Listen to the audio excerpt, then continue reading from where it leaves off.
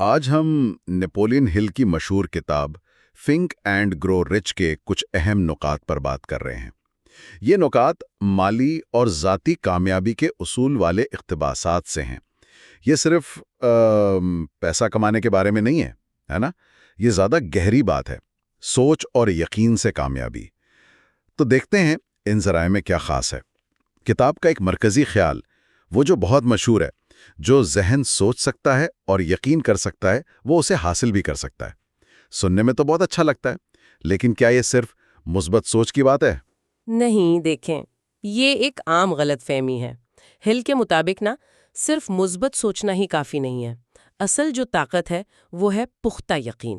پختہ یقین؟ جی، اور پھر اس یقین کو حقیقت بنانے کے لیے ٹھوس عملی اقدامات بھی ضروری ہیں۔ خیال اور عمل، یہ دونوں مل کر کام کرتے ہیں۔ ہل اسی جوڑ پر بہت زور دیتے ہیں۔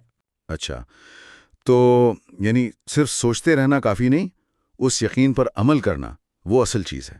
یہ واقعی اہم نقطہ ہے، اور یہ شاید اگلے اصول سے بھی جوڑتا ہے کہ کامیاب لوگ فیصلے جلدی کرتے ہیں، مضبوطی سے۔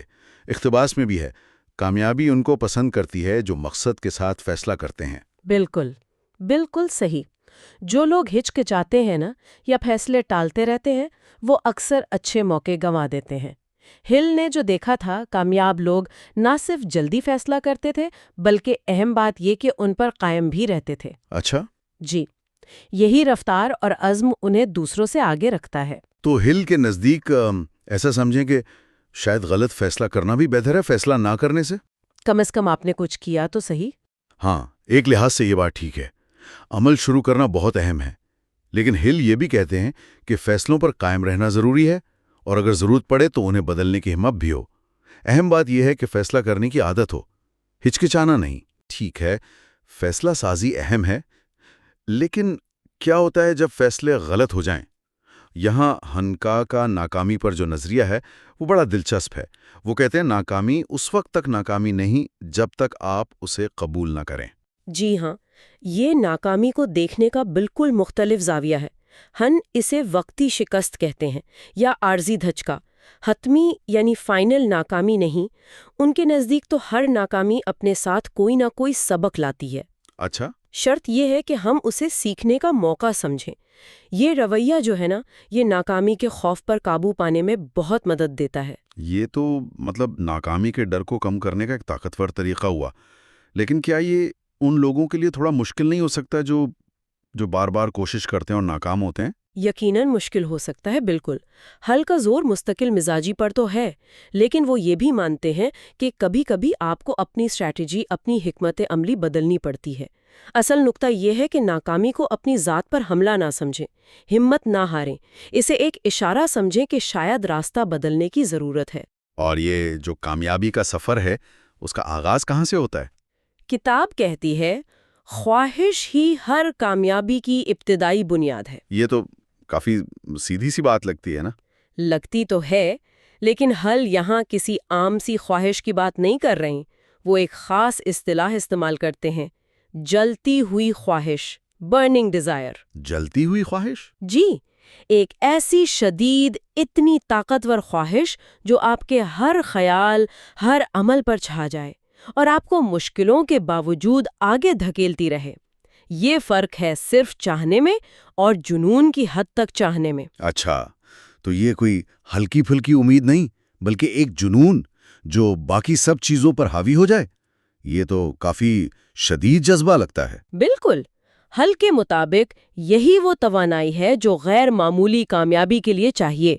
یہی شدید خواہش آپ کو وہ ایکسٹرا ایفرٹ کرنے پر مجبور کرتی ہے جو عام لوگ نہیں کرتے۔ آخر میں دولت کے بارے میں بھی ایک اصول ہے۔ دولت ان لوگوں کو ملتی ہے جو اپنے ذہن کو دولت کی سوچ سے بھر لیتے ہیں، یعنی دولت بھی سوچ سے شروع ہوتی ہے۔ جی ہاں، اسے ویلتھ کانشسنس کہتے ہیں، ویلتھ شور۔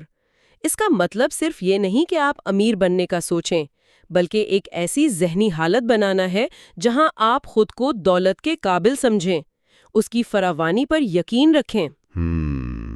یہ جو اندرونی یقین ہے یہ آپ کو لاشعوری طور پر ان مواقع کی طرف کھینچتا ہے جو دولت بنانے کا ذریعہ بن سکتے ہیں۔ یعنی یہ ایسے ہے جیسے آپ کے اندر ایک مقناطیس بن جائے جو موقعوں کو کھینچتا ہے جنہیں شاید آپ پہلے دیکھ ہی نہیں پا رہے تھے۔ ہاں، کچھ ایسا ہی سمجھ لیں۔